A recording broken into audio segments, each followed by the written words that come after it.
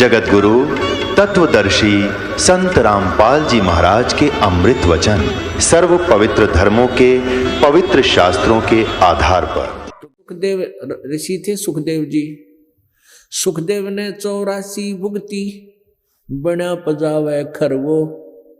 84 लाख योनियों में कष्ट उठाया उस महर्षि सुखदेव जी ने।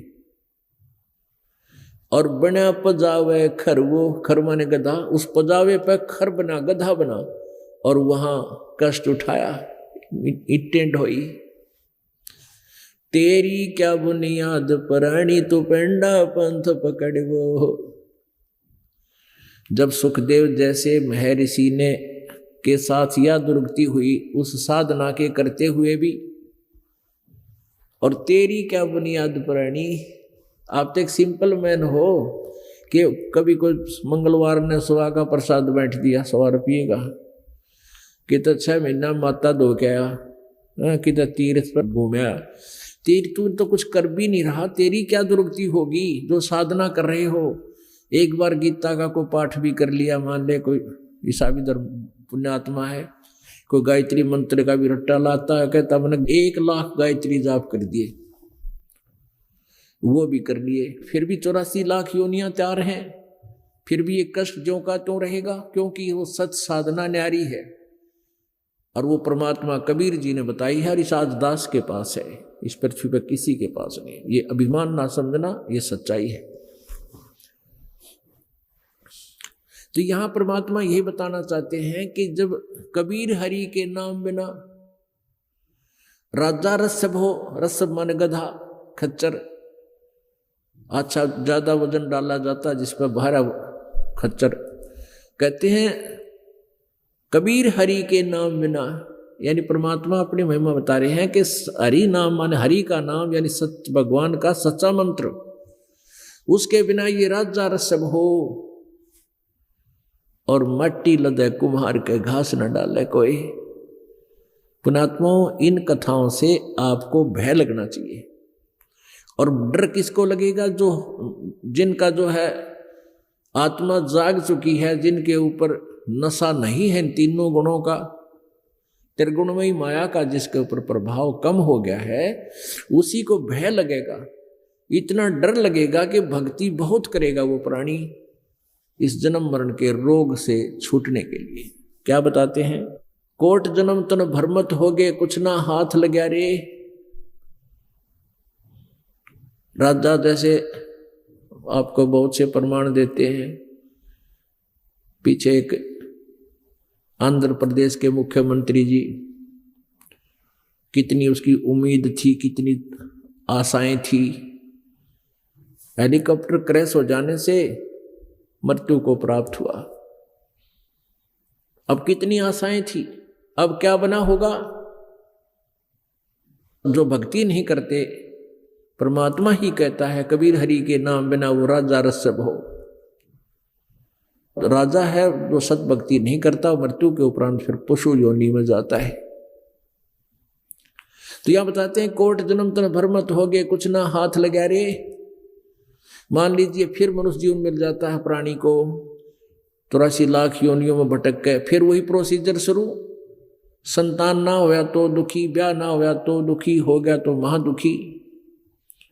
संतान ना होया तो दुखी, हो गया तो फिर महादुखी, क्योंकि सारा जीवन उनके पालन पोषण में, और फिर ना जाने कब मृत्यु अपनी हो जाए, बीच में बालक छोटे छोटे रह जाए और माता पिता के सामने बच्चों की मृत्यु हो जाती है, हाहाकार हो जाती है। अब कहते हैं कोटि जन्म तू राजा की, न मिटी न मन की आशा। करोड़ जन्म राजा रह लिया, फिर भी यही इच्छा नहीं कर दो, इतना मृत्यु हो जाती है। और फिर 84 लाख योनियों में धक्के। कारण क्या है कि हमें परम शांत नहीं मिलते।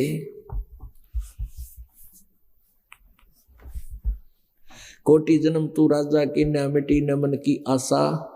और भिक्षुकों का दर दर घूम लिया, मिला ना निर्गुण रासा, यानी ये यथार्थ मार्ग नहीं मिला आपको।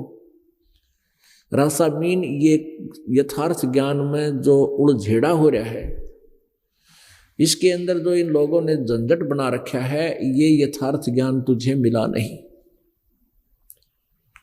पुण्यात्माओं, ऐसे ऐसे भी साधक आप रहे हो, क्योंकि आपके हृदय में आज भी परमात्मा की चाह है।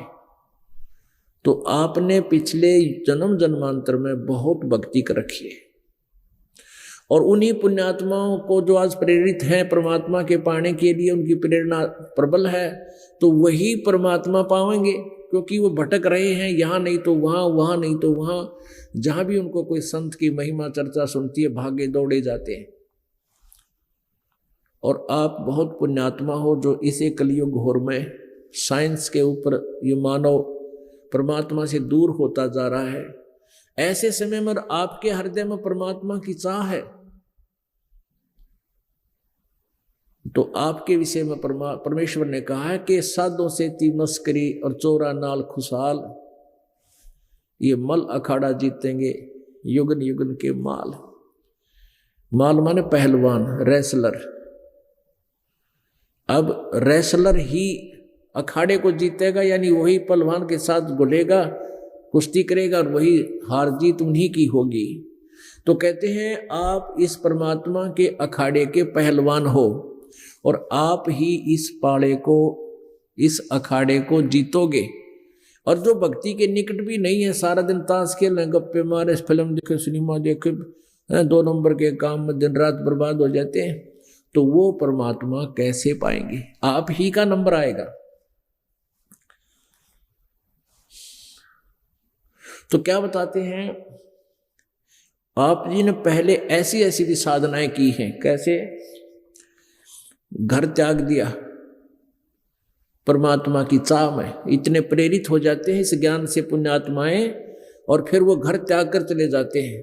क्योंकि पिछले जन्म जन्मांतर से ऐसे ही हम धक्के खा रहे थे, भटक रहे थे। वही प्रेरणा आज भी हमारे मन में आती है। जंगल में चले गए, जैसा कोई गुरु मिला उससे साधना, उसे उपदेश लिया, और कहा कैसे साधना की आपने? गांव में गए, नगर में एक बार भिक्षा मांग लाए, जैसी भी सूखी रोटी आली जैसी भी मिली, गिल्ली सूखी, उनको ले आए। दोपहर ने खाए और रख दिए। वृक्ष के टांग देते थे ये साधु जन, उन कपड़े में बांध के, वो सूख जाती थी गर्मियों में, बिल्कुल सूख जाती थी। तो श्याम ने उन्हीं को भिगो के खा लिया, और सुबह भी उन्हीं को भिगो कर खा लिया, बची हुई सूखियों को। और दूसरे दिन, तीसरे दिन भिक्षा ले आए, और ताकि समय व्यर्थ ना जाए, इतनी कठिन साधना तपस्याएं तूने की, उसके प्रतिफल में क्या बने? इंद्र कुबेर ईश की पदवी, ब्रह्मा वरुण आया, विष्णुनाथ के पुर को जाके, तो फिर भी उल्टा आया। ऐसी साधना करके भी आप जी क्या बने? इंद्र बन गए। इंद्र कौन है? स्वर्ग का राजा, देवताओं का राजा, जिसको देवराज बोलते हैं। और स्वर्ग यहां से 1000 गुना ज्यादा सुखी, ज्यादा ये सुविधाएं, क्योंकि ये जीव इन सुविधाओं को सुख मानता है। तो स्वर्ग के अंदर कितना सुख है, और वहां का जो राजा होगा उसको कितना सुख। इंद्र बन गए। अब इंद्र का कितना शासन काल होता है? एक इंद्र की पदवी प्राप्त प्राणी 72 चौकड़ी युग, 72 चतुर्युग तक स्वर्ग का राजा रहता है। जैसे यहाँ एक योजना, एक मुख्यमंत्री जो है 5 वर्ष तक रह सकता है, प्रधानमंत्री जी भी 5 वर्ष ही रह सकते हैं। वो अलग है, अगली योजना में भी आ जाए वो दूसरी बात है, बाकी उदाहरण के लिए। तो ऐसे 72 चौकड़ी चतुर्युग, एक चतुर्युग में कितने वर्ष होते हैं मनुष्य के? सतयुग, त्रेता, द्वापर, कलयुग, इन चारों युगों चतुर्युगी कहलाती है, चारों युग मिलकर। और इसमें कुल वर्ष कितने होते हैं? 43,20,000 वर्ष। एक चतुर्युग में 43,20,000 वर्ष हमारे। और ऐसे ऐसे 72 चतुर्युगी तक इंद्र का शासन काल रहता, स्वर्ग का राजा बना रहता है। पुण्यात्मा, इंद्र के साथ क्या बनेगी? एक समय मार्कंडे गोसाई, मार्कंडे ऋषि जी बंगाल की खाड़ी में तपस्या कर रहे थे। पुण्यात्मा, जिसने जैसा ज्ञान है वो उसी को श्रेष्ठ मानता है। आप जी जिस भी पंथ में जाइए, उन पंथ से संबंधित अनुयायियों श्रद्धालुओं से बात कीजिए, वो कहेंगे हमारा जो मार्ग है वो सर्वश्रेष्ठ है। और ये सभी ऐसे ही मानकर वो संतुष्ट हैं। तो ऐसे ही मार्कंडे ऋषि जी ब्रह्म साधना करते थे, ब्रह्मलोक की। जैसे श्रीमद् देवी भागवत अर्थात दुर्गा पुराण में दुर्गा ने हिमालय से कहा कि हिमालय को बताया है, राजा हिमालय को, कि आप जी और मेरी भी पूजाएं छोड़ दो, सब पूजाएं त्याग दो, त्याग देनी चाहिए जिसने मोक्ष चाहिए, और वो ब्रह्म की पूजा करे। ओम उसका नाम है, ओम नाम उसका मंत्र है, ब्रह्म की साधना करे, वही सब कुछ है और वो ब्रह्मलोक में रहता है। अब मार्कंडे जी को यही ज्ञान था कि उस ब्रह्म की साधना कर रहा था, ब्रह्मलोक की उसने चाह थी, उसकी समाधि अर्थात उसकी जो दिव्य दृष्टि थी भक्ति की, वो ब्रह्मलोक में पहुंच जाती थी। जैसे आप साधना करते हो, जैसे आप जी ने सुना है मेडिटेशन, और ये भी सुना है कि कई कई वर्षों तक बैठे रहते थे ये समाधि लगाने वाले। वो समाधि के सांग है, ये बताऊं आपको, पहले ये डिफाइन करते हैं। समाधि क्या है? जैसे परमात्मा की चाह में आत्मा भटक रही है, कोई बाहर भटक रहा है, कोई तीर्थ पर जाता है, कोई गंगा पर जाता है, कोई जमुना पर जाता है, कोई मंदिर मस्जिद गुरुद्वारों और चर्चों में जाते हैं, क्योंकि आत्मा रुक नहीं सकती, परमात्मा की चाह में यह लगी हुई है, लगी ही रहेगी जब तक वहां नहीं पहुंच जाती। तो ये जिसको भी जैसा मार्ग किसी ने बता दिया उसी तरह वो चल रहा है। कोई तो बाहर भटक रहा है, कोई शरीर में भटक रहा है। यह शरीर भी एक पूरे ब्रह्मांड का एक इसके अंदर मानचित्र है। आत्मा अंदर से जो मेडिटेशन करने वाले वो वही पुण्यात्मा करते हैं जो पहले जन्मों में भी उनकी यही प्रेरणा और प्रैक्टिस रही है। तो वो अंदर अपनी समाधिस्थ हो जाते हैं, वो किसी कमल में प्रवेश कर जाते हैं। हमारे शरीर में रीढ़ की हड्डी जो है, या बैकबोन बोलते हैं, पिछली साइड में, इस बैकबोन के अंदर की तरफ, ये रीढ़ की हड्डी बाहर की तरफ, ये अंदर की तरफ समझो, इसके अंदर ऐसा ही अलग से गैप है जैसे उंगली की खाल है, और इसके बीच में एक बहुत ही बारीक नाड़ी तंत्र है, और उसके ऊपर फिर मांस चिपका हुआ है। उसमें फिर ऐसे जगह जगह पर कमल बने हुए हैं, कमल, जिस तरह टीवी में चैनल होते हैं। तो उन कमलों में उस समाधिस्थ होने वाला जो प्रैक्टिस कर रहा है, कोशिश कर रहा है, मेडिटेशन उसका अभ्यास बन गया, तो क्या करता है, वो किसी कमल में प्रवेश कर जाता है इत्तेफाक से, और उस कमल में यानी उसका वो चैनल ऑन हो जाता है टीवी का, और उसमें जो कार्यक्रम, नाच गाने, कोई एडवर्टाइजमेंट, जो कुछ भी खबर सबर आ रही है, उसको देखने में वो इतना प्रभावित हो जाता है, आगे से आगे देखता रहता है, यहाँ क्या होगा, वहाँ क्या होगा। तो ऐसे उस टीवी चैनल को देखते देखते वो बहुत समय तक बैठा रहता। वैसे ही मन ना टेकन दे एक मिनट भी आपको, ये तो ऐसे मन को चाहिए कोई और अच्छी वस्तुएं, उनको देखने में भी व्यस्त रहता है, और हमें ये ऐसे लगता है जैसे यो बड़ा तगड़ा भगत से, ये बहुत ही अच्छा अभ्यास कर रहा है और मेडिटेशन कर रहा है, बड़ा तपस्वी आदमी है। और वो तपस्वी तभी बैठ सकता है जब उसको कुछ अंदर में और चीजें दिखाई देती हैं, तो जैसे स्वप्न देखते हैं हम, इस प्रकार देखते देखते वो मन, ये आत्मा काफी समय तक ऊपर उन कमलों में घूमती, ऊपर के ब्रह्मांड में घूमती रहती है।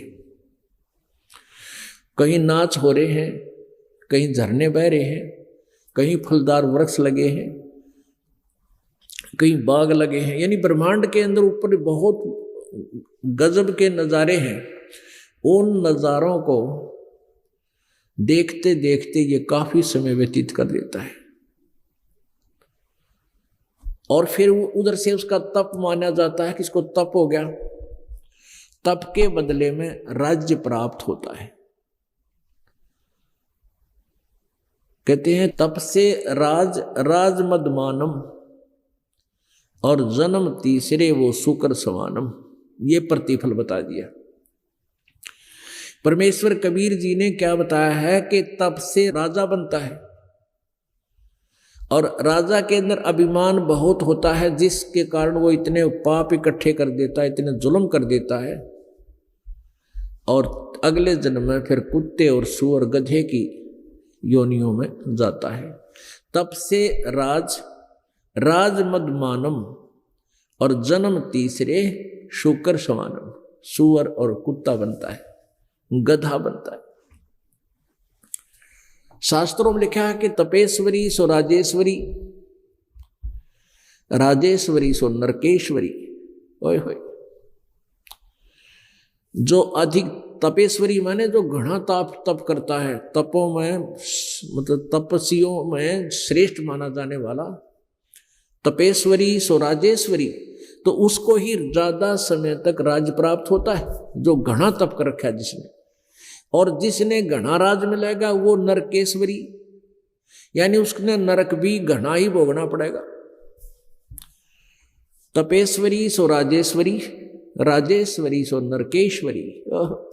नरक में भी इतना ही वो ज्यादा समय मिलेगा जितना उसको तप ज्यादा किया, ज्यादा समय राज्य मिला, तो नरक में भी उसको उतना ही सबसे अधिक समय भोगना पड़ेगा।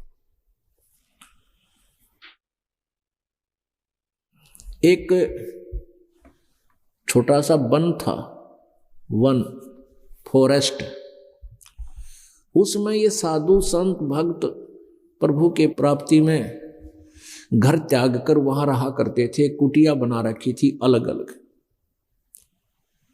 आसपास के गांव थे, 3-4 गांव वहां लगते थे। वो श्रद्धालु लोग थे, उन ऋषि महर्षियों की भोजन का व्यवस्था कर दिया करते थे।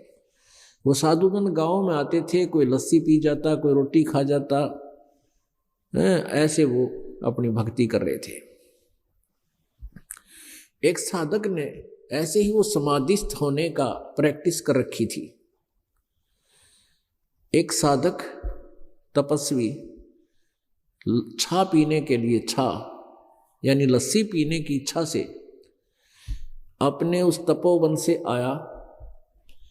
एक माई थी, बुढ़िया वृद्धा, सुबह सुबह उसके दरवाजा खटखटाया, दरवाजा खोला कि आओ महाराज। कैसे आए? कि माई छा पिला, लस्सी पिला। बैठो महाराज, अभी मैं लस्सी तैयार करती हूँ, मक्खन निकालती हूँ, दूध को रिड़कती हूँ, बिलोऊं, आप बैठ जाओ। उनका एक आसन लगा दिया कि माई नीचे बछोना बिछा दे मेरा, मैं अपना भजन कर लेता हूँ, आप इतने लस्सी बनाओ। अब बुढ़िया लगी वो लस्सी बनाने। आज से पहले दूध बिलोया करते थे, कभी ठंडा पानी घना पड़ गया, फिर गर्म डालती, यानी घंटा 1.5 घंटा लग जाया करता दूध को सेट करने में और मक्खन निकाल कर लस्सी बनाने में। तो उधर से वो बैठ गया समाधि ला के। उसने सोचा चली इतनी थोड़ी बहुत देर देख सिनेमा अंदर का। समाधि का अर्थ यही होता है अंदर का सिनेमा देखना। अब उसका अभ्यास हो रहा था, सेकंडों में गया अंदर और पहुंच गया उसी सिनेमा हॉल में। अब बुढ़िया ने दूध रिड़क लिया, लस्सी तैयार कर ली, नमक डाल कर जैसे भी और लेगी। ले महाराज जी छा पी लो छा। महाराज जी देखकर सिनेमा ऊपर। यानी जैसे ये मेडिटेशन क्या होता है, जैसे आप कई बार बस स्टैंड पर खड़े होते हो और किसी से बातें कर रहे हो या आपका ध्यान कोई और किसी बात में सोचने में लगा है, आपके पास से बस गुजर जाती है और साथ में टी टी भी कर जाती है और आपको पता भी कोई ना के गया साथ में, मेरे पास से निकल क्या गया। थोड़ी बहुत आवाज भी सुनती है पर ध्यान नहीं उधर जाता के जा रहा कि वो, क्योंकि वो उन विचारों में मेडिटेशन है, उसका ध्यान है कहीं और गया हुआ है। तो ऐसे बुढ़िया ने कई आवाज लगाई, ना बोला तो माई ने सोची अपनी भक्ति करता होगा, 10 मिनट पाछे उठ लेगा। आध घंटे पाछे फिर आवाज लगाई, नहीं बोले। 2-3 घंटे हो गए, जब सूर्य उदय भी हो गया और दोपहर होगी, 10-11 बज गए, तब उसने सोचा बुढ़िया ने ये महाराज जी तो बोलता है को नहीं, कदे मर गया हो। तो उसने आसपास के गांव के लोग बुलाए कि बाबा जी लस्सी पीना आया था और यूं बोलता है को नहीं। तो गांव के लोग इकट्ठे हुए, आवाज लगाई महाराज जी, ना बोलिया। फिर वो तपोवन में गए 2-4 व्यक्ति, उनसे कहा कि महाराज जी ऐसे ऐसे आपका संत महाराज वहाँ लस्सी पीने गए थे, और वो माई ने सारी कहानी बताई उन्होंने, वो बोलता है कोई ना। तो उनमें 2-3 जने आए, उन्होंने भी क्रिया की, उनको छेड़ा छाड़ी की, हाथ पैर लगाए, ना उठा। तो उन्होंने कहा कि भाई इसने छेड़ो मत, इसकी समाधि लगी हुई है और इसका ध्यान बहुत दूर चला गया है और इसको छेड़ना अपने आप ही ये वापस आएगा। अब दोपहर होगी, बाहर बैठा था आंगन में, गर्मियां के दिन थे, तो उसके ऊपर वही झोपड़ी डाल दी ऊपर एक। अब कहने का भाव ये है कि वो काफी वर्षों तक वहीं बैठा रहा। वह बुढ़िया मर गई, उसका आगे पाछे कोई था कोई ना, एक कच्चा सा मकान में रहा करती थी। फिर वो मकान ना संभलने के कारण वो मकान गिरा और तपस्वी का गोदी में लगी ईंट, और जब उठा नो करके और उठते नो बोला ले माई छा। ई बुढ़ उसकी बुआ बैठी थी, ले माई छा। अब कहते हैं तपस्या भी करे और तपस्या साधना कर रहे, उठ दे, फिर वह इच्छा मिटी ना चाह, इतनी तपस्या की वह उठ मूर्खा यूं कहे ले माई छा। छाए खातिर बैठा था उड़े, परमात्मा पाने का अभ्यास कर रहा, तो मालिक का याद आना चाहिए। उठते वह छा फिर याद उसका, फिर के धक्के खान गया था ऊपर। अब ये है ऐसी साधना ये तपस्वी किया करते हैं, और जितनी देर वो वहां रहा बैठा, ये उसके तप में लिख देता ये काल। और फिर तप से राज मदमानम और जन्म तीसरे शुक्र श्वानम। तो अब ये सारी क्रिया समझाने के लिए ये उदाहरण देना पड़ा। तो ये व्यर्थ है, कहने का भाव ये मेडिटेशन इस टाइप के व्यर्थ है, मोक्ष मार्ग नहीं है। ये काल के जाल में ही फंसे रहने का एक सुनियोजित षड्यंत्र काल द्वारा ही बनाया गया। जैसे आप सृष्टि रचना में सुनते हो, पढ़ा है, जब ब्रह्मा जी कमल के फूल पर काल ने बैठा दिया, इसको होश में ला दिया, इसको ये ही नहीं पता मैं कहाँ से आ गया, कौन मेरा पिता है, कौन मेरी माँ है, कहाँ से उत्पन्न हो गया मैं। तो उसने आकाशवाणी की कि तप करो, सृष्टि करो। उसने सोचा सृष्टि क्या की करूं, फिर कहा तप करो। अब इसने 1000 वर्ष तक तप किया। जब 1000 वर्ष तक तप किया, जब आकाशवाणी हुई कि सृष्टि करो, और फिर बाद में ब्रह्मा जी को वेद प्राप्त हुए। वेद गॉड गिवन है, कबीर गॉड गिवन, कबीर परमेश्वर द्वारा दिए गए हैं। वो ब्रह्म को दिए थे इस काल को, इसने 5वां वेद छुपा दिया, सूक्ष्म वेद, और इन 4 वेदों को समुद्र में छुपा दिया। सागर मंथन के दौरान 4 वेद ब्रह्मा जी को प्राप्त हुए।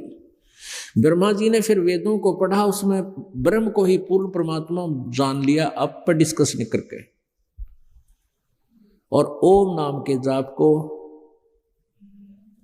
उत्तम मंत्र मान के ओम नाम का जाप, और साथ में जो पहले काल ने आकाशवाणी की थी वो परमात्मा की आकाशवाणी मानकर इस तप की बीमारी और लगा दी।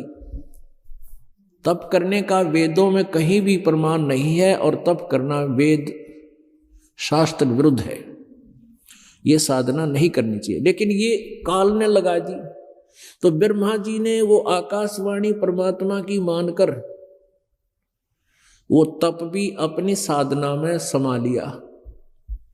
तप से सिद्धियां भी आ जाती हैं, और सिद्धियों से फिर ये बैटरी चार्ज हो जाती है। जैसे विष्णु जी के देवी पुराण में प्रथम स्कंद में 28-29 पृष्ठ पे ब्रह्मा जी ने देखा कि विष्णु जी तपस्या कर रहे हैं। फिर उनके उठने पर पूछा कि हे विष्णु जी, आप किसकी तपस्या करते हो? आप तो भगवान हो, देवेश्वर हो। तो विष्णु जी ने कहा कि मैं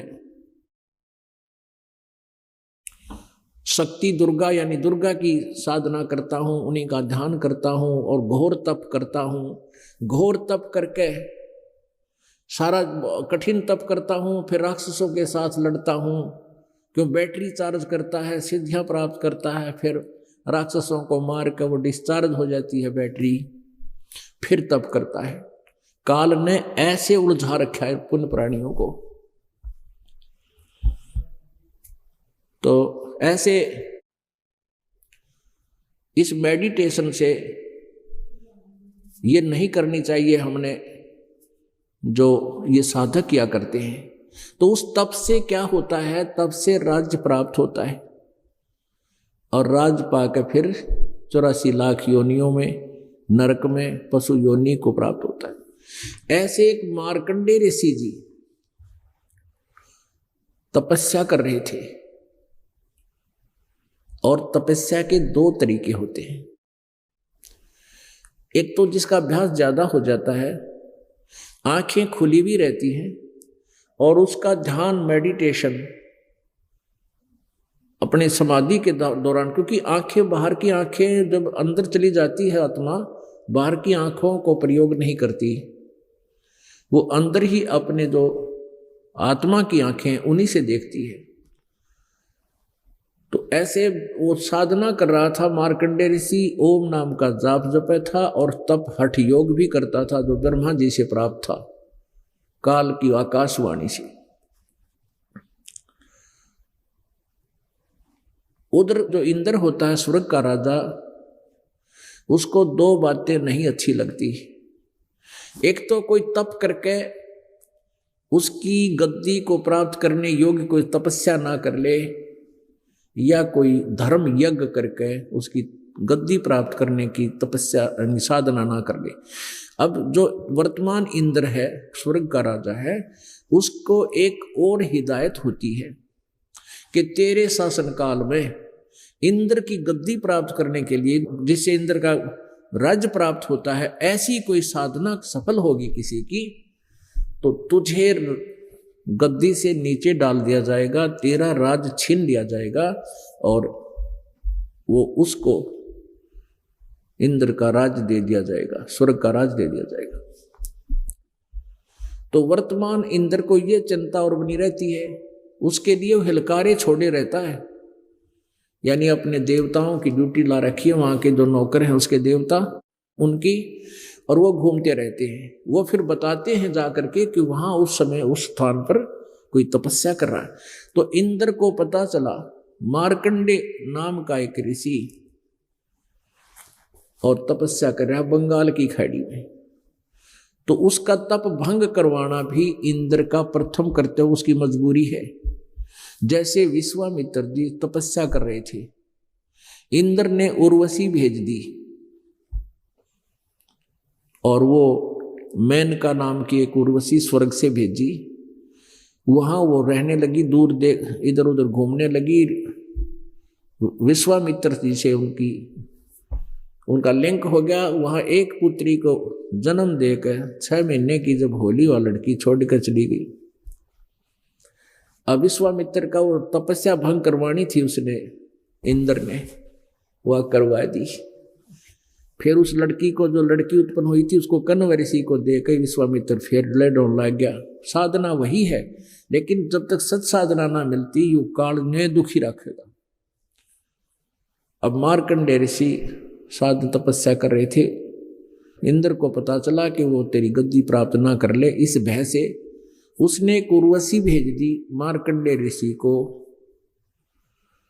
मोहित करने के लिए, उस तपस्या से हटाने के लिए, खंड करने के लिए। उर्वशी वहां गई और ऐसी सिद्धि लेगी वो, आसपास उस ऋषि के 3-4 किलोमीटर के आसपास बसंत ऋतु जैसा वातावरण कर दिया। सब वृक्ष, आसपास पेड़ पौधे जो थे फलदार थे, वो फलों से लदपद फूलदार थे, वह फूलों की सुगंधित से भर दिए। और बहुत सुंदर एक ऐसी सुरीली आवाज से गान गाने लगी। अपने आप ऑटोमेटिक बाजे बज रहे हैं, बहुत सुंदर मन को मोहने वाले। तो मार्कंडेय ऋषि के सामने वो उर्वशी डांस करने लगी। मार्कंडेय ऋषि की आंखें खुली थी और उस गाने गुने को देख करके उसकी समाधि तो भंग होगी थी, लेकिन उसके असर नहीं हो रहा था। अंत में वो उर्वशी बिल्कुल निवस्त्र हो जाती है, नेक्ड हो जाती है। तब मार्कंडेय ऋषि ने कहा कि हे बेटी, हे माई, तू यहाँ मेरे पास किस लिए आई? वस्त्र पहनते हुए उर्वशी ने कहा कि हे मार्कंडेय गोसाई, ना जाने तुम्हारी ये समाधि कहाँ रहती है। इस बनखंड के, इस वन में जो इस आसपास के जो वन है, इस टुकड़े में जितने भी ऋषि तपस्वी थे, मेरे रूप को देखते उनके डामाडोल मन हो गए, उनके तप भंग हो गए, और तुम ना जाने तुम्हारी समाधि कहाँ गई हुई थी। मार्कंडेय ऋषि ने कहा कि तेरे से कोई अगली हो उसको भेज। और जहां मेरी समाधि थी, जहां मैं ध्यान लगाए बैठा था, वहां उस ब्रह्मलोक में तेरे जैसी औरतें, वहां डांस करने वाली औरतों की बांदी हैं, नौकरानी हैं। तुझे क्या देखूं मैं? तेरे से कोई सुंदर उसको भेज, वह ट्राई करके देख ले मेरे को डगमग करने के लिए। तो उर्वशी ने कहा कि इंद्र की पटरानी मैं ही हूं। मार्कंडेय ऋषि ने कहा कि इंद्र मरेगा तब तू क्या करेगी? इंद्र की पटरानी ने कहा, इंद्राणी ने कहा कि मैं 14 इंद्र वरूंगी। ओह पुण्यात्माओं, ये जो कथा आपको सुनाई जा रही हैं, ये आपके हृदय को झंझोड़ के रख देगी।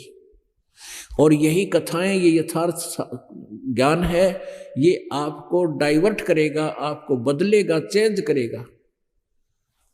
इस साधना से आपका मन हटेगा जो तुम साधना बहुत जन्मों से करते आ रहे हो। अब क्या कहती है देखो, उस प्यारी आत्मा ने कितनी तपस्या, कितना साधना की होगी। किसको? उस जो इंद्र की पटरानी बनी हुई है, पटरानी में मुख्य पत्नी, उसने कितनी साधना की होगी कि उसको कितना स्वर्ग का समय मिला कि 14 इंद्र मर जाएंगे। एक 72 चतुर्युग का शासन काल पूरा करके एक इंद्र अपना मृत्यु को प्राप्त होगा। उसके बाद जिसने दूसरे ने साधना कर रखी है इंद्र की गद्दी प्राप्त करने योग्य, वो बैठ जाएगा और मुख्य पत्नी वही बनी रहेगी। यानी 1008 चतुर्युग तक, जब तक ब्रह्मा का एक दिन रहेगा, तब तक 14 इंद्र अपना शासन काल पूरा करेंगे और वो पटरानी बनी रहेगी उन सभी की, वो मुख्य पत्नी वही रहेगी। यानी वो भी रानी है वहाँ की, और रानी का उसका सुख समय, वहाँ का स्वर्ग समय इतना लंबा है। इंद्र मरते रहेंगे, वो रहेगी फिर मरेगी। तो उसने कहा, मार्कंडेय ऋषि ने कहा कि तू 14 इंद्र वरेगी। अखा मैं 14 इंद्र वरूंगी। वो 14 भी मरेंगे, फिर क्या करेगी? तब उसको पता था। उर्वशी कहती है कि जितने इंद्र की गद्दी पर बैठेंगे, मेरे साथ रहेंगे मेरे पति रूप में, वह तो गधे बनेंगे मृतलोक में। ये मृतलोक कहलाता पृथ्वी, और मैं गधी बनूंगी। अब मार्कंडेय ऋषि ने बोला, फिर मुझे स्वर्ग में किस लिए ले जाती, इंद्र के लोक में मुझे वहां किस लिए ले जावा थी? कहने लगी अपनी इज्जत रखने के लिए, नहीं तो मुझे कहेंगे तू हार कर आगी, मेरी हंसी मजाक करेंगे, मेरी बेइज्जती हो जाएगी, एक बार तुम चल पड़ो। मार्कंडेय ऋषि ने बोला, रे भली आत्मा, तू आज भी गधी 14 खत्म करेगी और मरने के बाद तू आप कहने लग रही मैं गधी बनूंगी, फिर गधी का इज्जत क्या? आज भी इज्जत का ठेका ले रही तू। अब इस प्रकार की भ्रमणाओं को ये परमात्मा का यथार्थ ज्ञान हटावेगा, समाप्त करेगा। इतने में इंद्र आ गया, देख लिया कि भाई ये तो नहीं हार पाया और विजयी हुआ। एक धर्म नाता होता है, एक नियम होता है। उसने आते ही कह दिया कि हे बंद नवाज, हम हारे, आप जीत गए और इंद्र की गद्दी प्राप्त करो, आप इंद्र की गद्दी लो। तो मार्कंडेय ऋषि कहने लगे, अरे रे इंद्र, तू क्या कह रहा है? इंद्र की गद्दी मेरे लिए तो काग की बीट है। इसे गंदे लोग ने, स्वर्ग राज ने कौन भोगे? जिसका भोगने वाला गधा बने। इंद्र आजा, तुझे मैं सही मार्ग बता देता हूं, ब्रह्म साधना कर ले, छोड़ दे इस इंद्र के राज ने, और ये साधना करने से ब्रह्मलोक प्राप्त होगा। ब्रह्मलोक में जो सही साधना करते हैं और एक निर्धारित समय तक अखंड करते रहे, उसमें बीच में कोई बाधा ना आवे, तो 36,000 बार उत्पत्ति प्रलय तक ब्रह्मलोक में, महास्वर्ग में वो प्राणी वहां उस होटल में रह सकता है। 36,000 वर्ष माने ब्रह्मा की मृत्यु तक। अब कहने का भाव ये पुण्यात्माओं,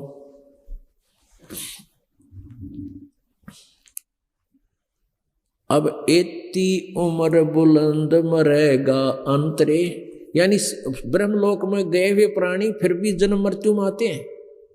गीता जी अध्याय नंबर 8 के श्लोक नंबर 16 में कहा है कि ब्रह्मलोक पर्यंत ये सभी लोक पुनरावर्ती में हैं। ब्रह्मलोक में गए हुए प्राणी भी अपने पुण्यों के अक्षीण होने के बाद फिर 84 लाख योनिया में वापस मृतलोक पर आते हैं, नरक में भी जाते हैं।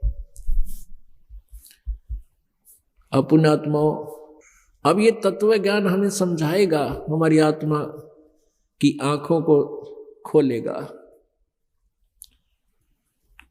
कि मार्कंडेय ऋषि को ब्रह्मलोक ही फाइनल स्थान था उसके दृष्टि में, उसके ज्ञान के आधार पे, और ब्रह्म से ऊपर कोई भगवान नहीं था, उसने सोच रखा था। लेकिन फिर भी घुमा फिरा कर ये क्या करते हैं, साधना से कुछ भी कर रहे हैं, ओम नाम का जाप भी कर रहे हैं और हठ योग भी कर रहे हैं, लेकिन ये विष्णु जी को अपना इष्ट मानते।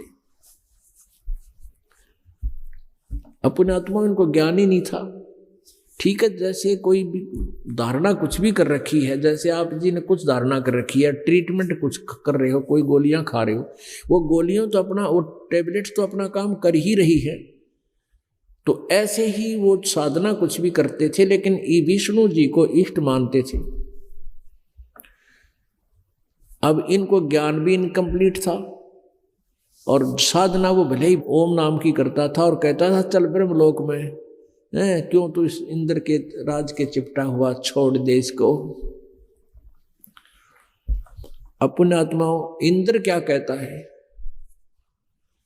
इंद्र कहता है महाराज जी ईब तब न मौज करने दो, फिर देखूंगा, फिर कभी देखूंगा, मन राज्य करने दो।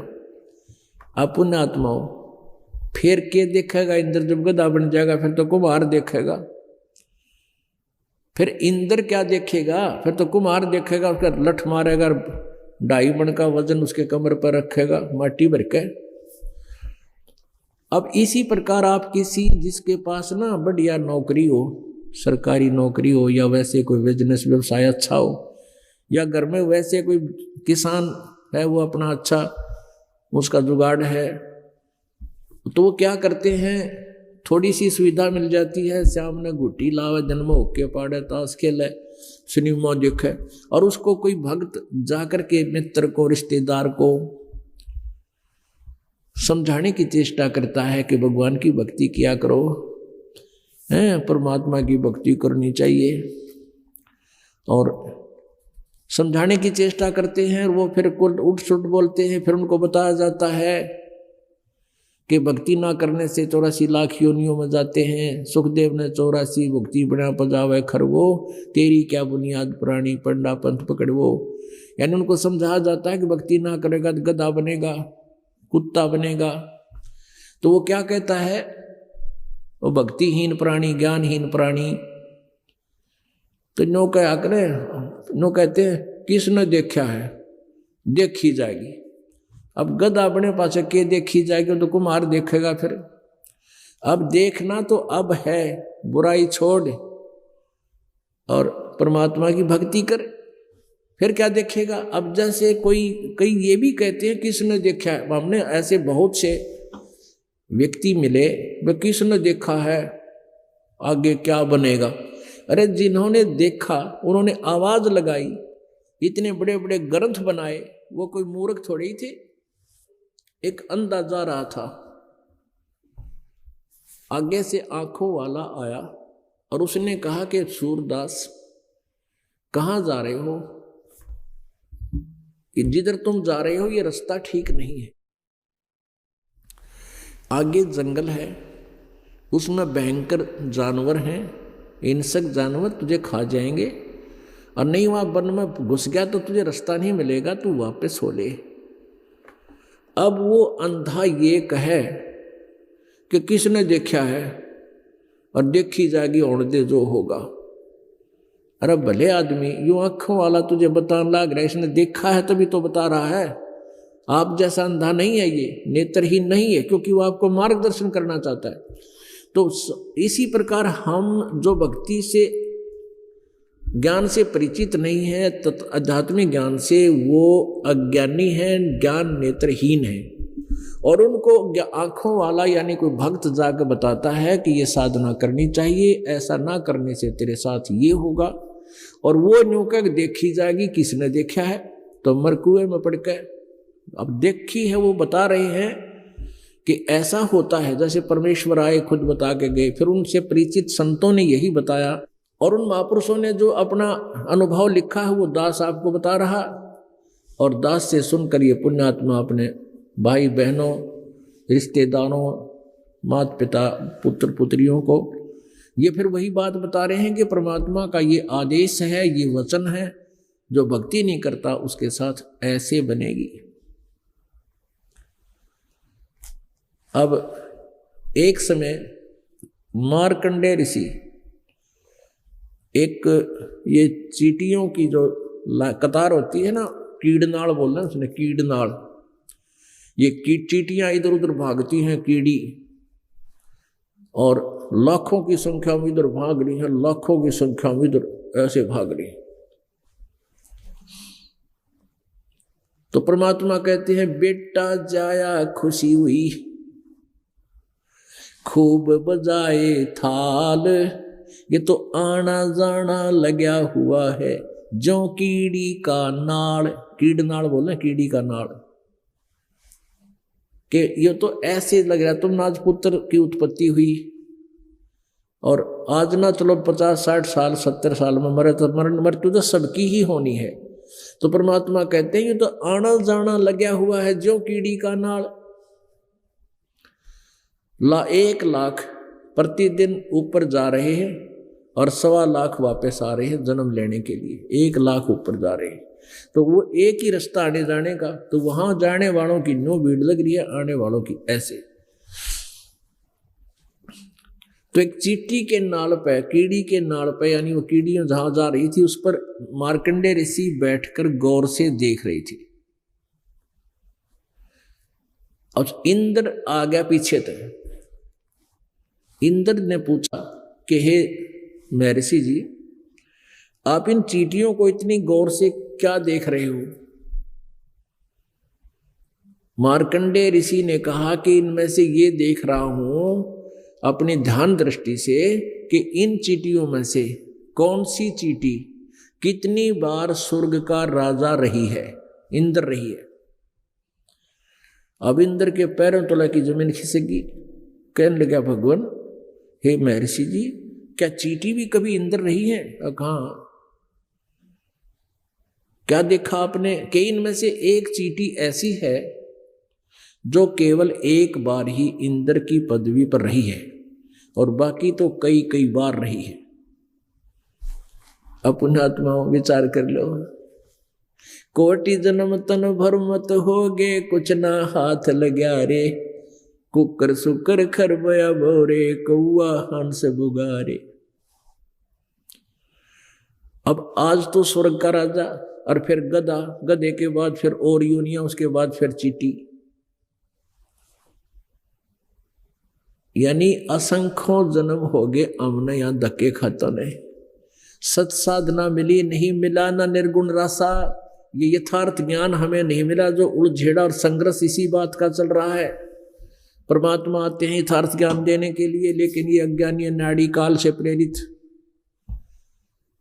ये नकली संत ऋषि महर्षि गुरु परमात्मा से दूर कर देते हैं।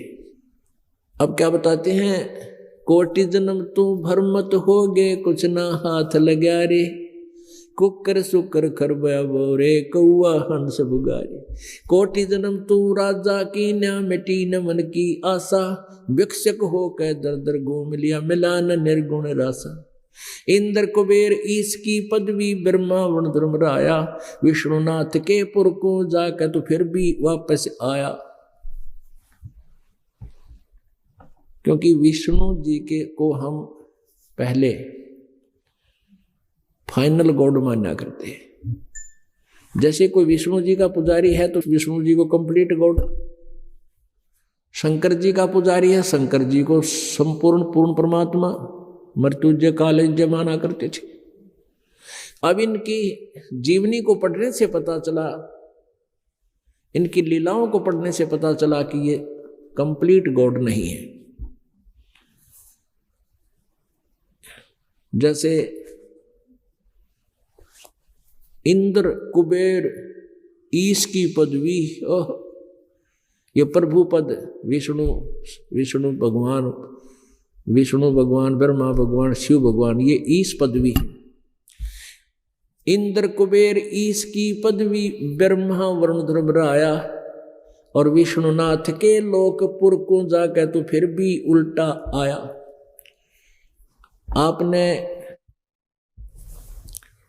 ये ब्रह्मा कुमारी पंथ सुना होगा। ब्रह्मा कुमारी अपने आत्माओं, ये दास जो कोई तुलनात्मक तरीके से किसी भी पंथ या संत के विषय में विवेचन देता है, दास का उद्देश्य उनकी कोई मान हानि करना नहीं है, उनके द्वारा लिखे गए ज्ञान के ऊपर ही टिप्पणी करता हूं। उनकी हिस्ट्री में क्या लिखा है कि ये ब्रह्मा कुमारी पंथ जहां से चला उसमें वो थे लेखराज जी, श्री लेखराज जी, और वो बंबई के अंदर शराफ थे। शराफ में ये सुनार का काम करा करते। लेखराज वर्मा आभूषणों का काम करते थे, और उनके घर पे एक संत आते थे, वो सत्संग करा करते। उनके माता पिता सत्संग कराया करते थे कभी कभी।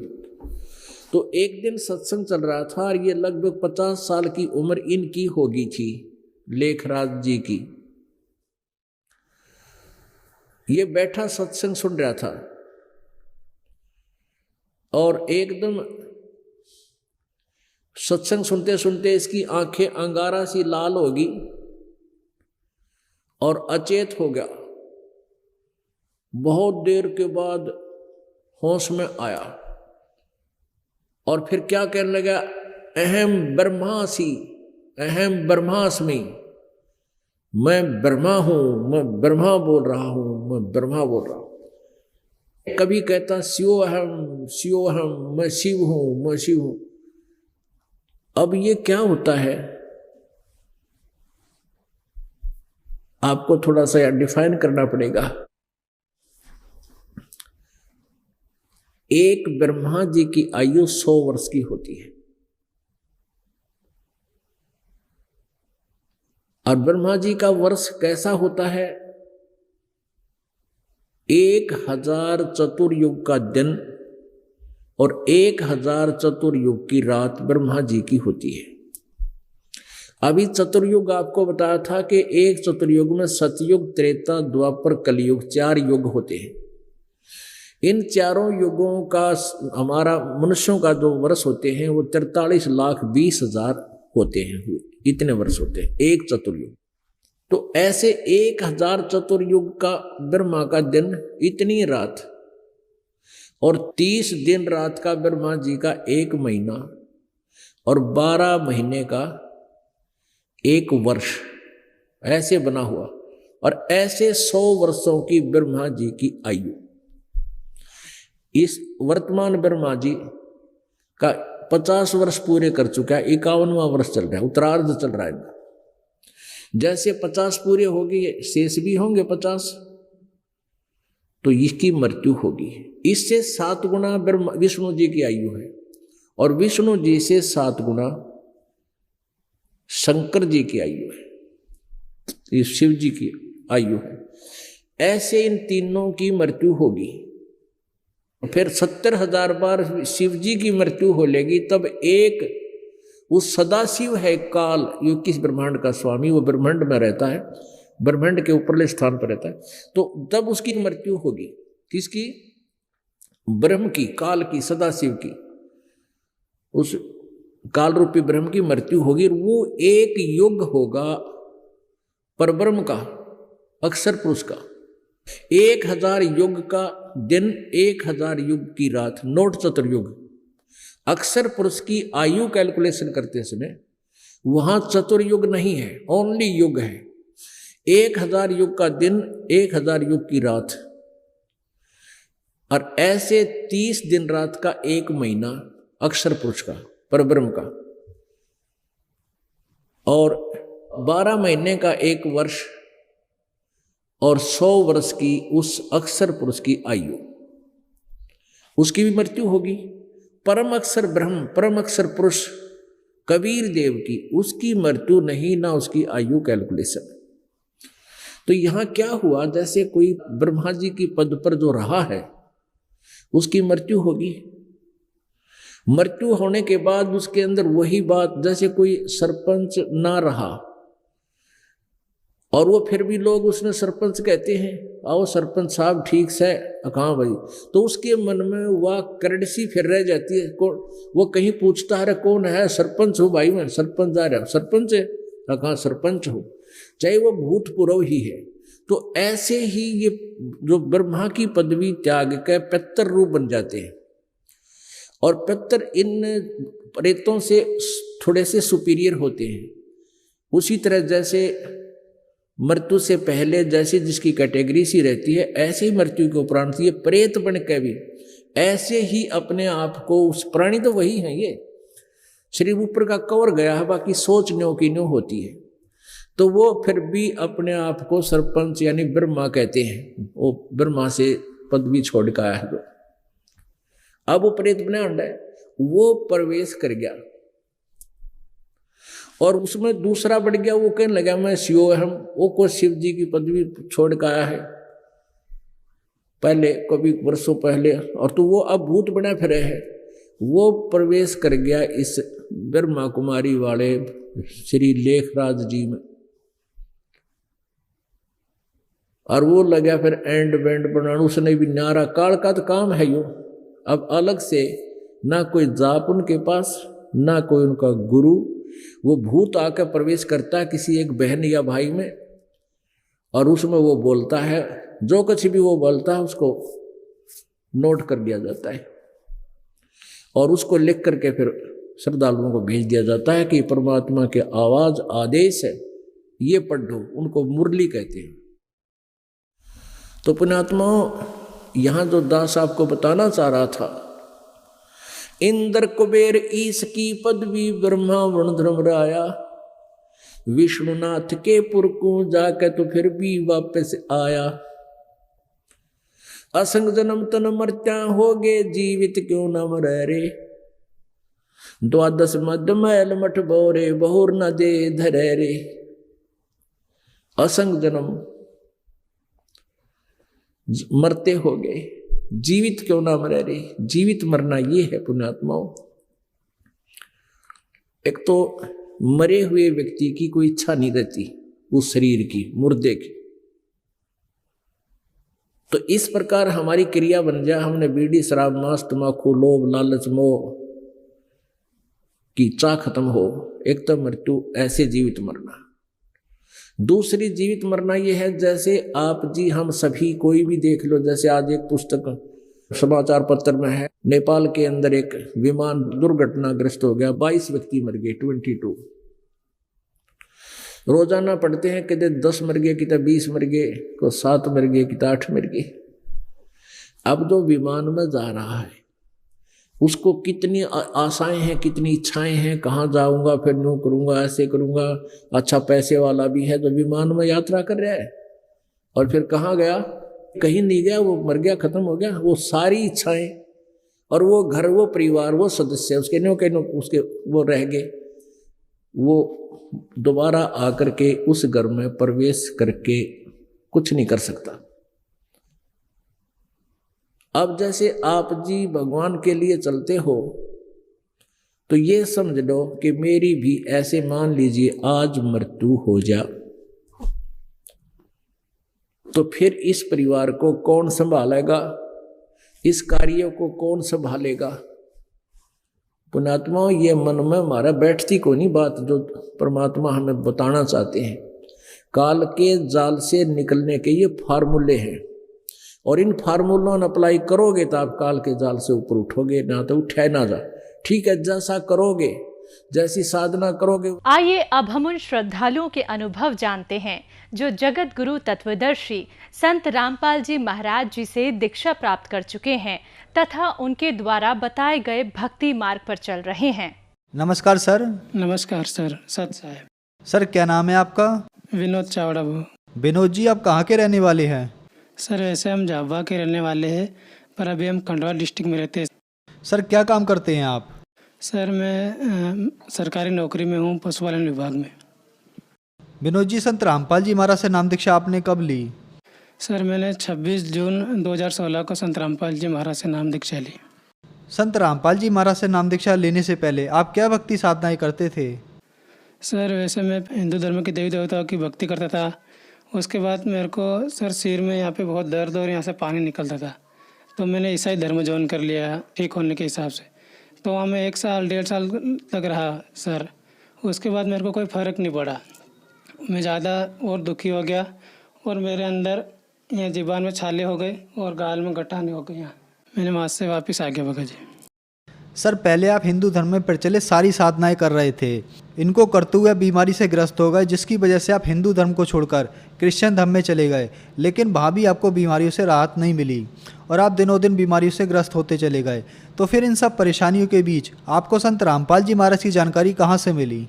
सर मेरे को संत रामपाल जी महाराज के बारे में जानकारी, मैं सर किलोद ब्लॉक में एक डॉक्टर साहब है संत रामपाल जी महाराज के शिष्य, उनसे मैंने ज्ञान गंगा पुस्तक ली सर, और वो पुस्तक मैंने पढ़ी। उसके बाद बैतुल आश्रम में जाके संत रामपाल जी महाराज से नाम दीक्षा ली। सर जो भी श्रद्धालु संत रामपाल जी महाराज से नाम दीक्षा लेते हैं उनको आध्यात्मिक, भौतिक, शारीरिक, मानसिक लाभ जरूर होते हैं, तो क्या आपको भी कोई लाभ प्राप्त हुए संत रामपाल जी महाराज से नाम दीक्षा लेने के बाद? सर मेरे को संत रामपाल जी महाराज से उपदेश लेने से बहुत लाभ हुए। मेरे यहाँ पे सर गठाने थी सर, और अंदर छाले थे, तो मैंने डॉक्टर को बताया, तो डॉक्टर ने बोला अंदर गठाने है तो आपको इलाज करवाना पड़ेगा। तो सर मैंने कम से कम 1-2 साल तक इलाज कराया, मेरे को कोई फ़र्क नहीं पड़ा, बीमारी बढ़ती गई। मैंने दाहोद गुजरात हॉस्पिटल में इलाज करवाया, डॉक्टर ने बोला तुम्हारे अंदर सूजन आ गई और गठाने है ये। इसके कारण पूरा शरीर एक साइड का ऐसा पूरा ग्रस्त था बीमारी से। छाले थे अंदर और मैं तेज़ खाना नहीं खा पाता था, बहुत गठाने थी उसके कारण सर। और फिर मैंने संत रामपाल जी महाराज से उपदेश लेने के बाद मेरे को सर ये पूरा रोग यहाँ से गठाने थी वो फूट फूट के 1 साल तक पस और ब्लड निकलता रहा। फिर मालिक की दया से मालूम पड़ा ये तो पूरा मेरा शरीर संत रामपाल जी महाराज ने पूरी बीमारी पाँव से निकाल दी फोड़ के। सर आज आप सभी के सामने मैं खड़ा हूँ। आज आप मुझे देख सकते हो ये इतनी बीमारी जो मेरे पाँव के उंगली से निकली फूट फूट के वहाँ से ब्लड और पस निकला सर। और संत रामपाल जी महाराज की दया से आज मैं बिल्कुल स्वस्थ हूँ। सर मेरे को एलर्जी की बीमारी थी। मैंने चर्म रोग के सर्जन डॉक्टर को बताया था। उनके बाद मेरा कम से कम 6 महीने तक इलाज चल रहा वहाँ पे। तो फिर भी मेरे को उनसे कोई फ़र्क नहीं पड़ा। उसके बाद फिर मैं और ज़्यादा दुखी हो गया, बहुत परेशान हो गया। फिर मैंने संत रामपाल जी महाराज से अरदास लगाई। उसके बाद मेरा रोग फिर संत रामपाल जी महाराज की दया से बिल्कुल स्वस्थ हो गया वो रोग। सर क्या आप नशा भी करते थे? हाँ सर, मैं विमल, गुटखा और दारू, मांस, मट्टी इनका भी नशा करता था सर। तो क्या संत रामपाल जी महाराज से नाम दीक्षा लेने के बाद आपके नशे छूट गए? सर मैं संत रामपाल जी महाराज की दया से नशा अब बिल्कुल नशा मुक्त हो गया हूँ। और नशा करने वाले की मेरे को उनसे बहुत एलर्जी होती है, उनके पास भी नहीं जाता हूँ सर। और आज बिल्कुल मैं नशे से मुक्त हो गया हूँ संत रामपाल जी महाराज के पास। सर आप बता रहे हैं कि संत रामपाल जी महाराज से नाम दीक्षा लेने के बाद आप नशा मुक्त हो गए, जबकि सरकार लोगों को नशा मुक्त करने के लिए करोड़ों रुपए खर्च करती है, कई प्रकार की योजनाएं चलाती है। यह कैसे संभव हो रहा है कि संत रामपाल जी महाराज से नाम दीक्षा लेने के बाद आप लोग नशा मुक्त हो रहे हैं? सर संत रामपाल जी महाराज के मंत्र में इतनी ताकत है सर। उनके उपदेश लेने के बाद कोई सा भी नशा, कोई सी भी तरह का नशा को बिल्कुल करने का मन ही नहीं होता। भांग, तम्बाकू, कोई सा भी नशा हो, दारू, सुल्फा, कोई उसको करने का बिल्कुल मन ही नहीं होता। उनके मंत्र में इतनी ताकत है सर संत रामपाल जी महाराज की। सर आपने बताया पहले आपका शरीर एक तरफ से बिल्कुल खराब हो चुका था, डॉक्टरों से आप इलाज कराकर थक चुके थे, लेकिन संत रामपाल जी महाराज से नाम दीक्षा लेने के बाद आप ठीक हो गए। इसके अलावा आपको एलर्जी की बीमारी थी, वो भी संत रामपाल जी महाराज की कृपा से ठीक हो गई। और संत रामपाल जी महाराज ने आपको नशा मुक्त भी किया और एक सुखमय जीवन प्रदान किया। तो जो श्रद्धालु आज आपको देख रहे हैं वो भी किसी न किसी बीमारी से ग्रस्त है या नशे से ग्रस्त है, उनके लिए आप क्या संदेश देना चाहेंगे? जी सर, मैं संदेश तो उनको नहीं दे सकता सर, उनसे हाथ जोड़कर प्रार्थना कर सकता हूँ। मानुष जन्म दुर्लभ है, मिले न बारंबार, जैसे तरवर से पत्ता गिर गया है, बहुर न लागे डार। ये मनुष्य जीवन बहुत अनमोल है। संत रामपाल जी महाराज के शरण में आके उनसे उपदेश लेके अपने जीवन का मोक्ष प्राप्त करे और सभी तरह की बुराई, नशा, इनसे भी मुक्ति ले। सर संत रामपाल जी महाराज से नाम दीक्षा कैसे ले सकते हैं? सर संत रामपाल जी महाराज से नाम दीक्षा लेने के लिए संत रामपाल जी महाराज का सत्संग साधना चैनल पर शाम को 7:30 से 8:30 तक चलता है। उस पर नीचे नंबरों की पट्टी चलती है, उस नंबर पे आप फ़ोन लगा के संपर्क कर सकते हैं। हर जिले में ये सुविधा उपलब्ध हो चुकी है, हर तहसील में। वहाँ जाके आप संत रामपाल जी महाराज से नाम दीक्षा ले सकते हैं। धन्यवाद सर। सत साहिब।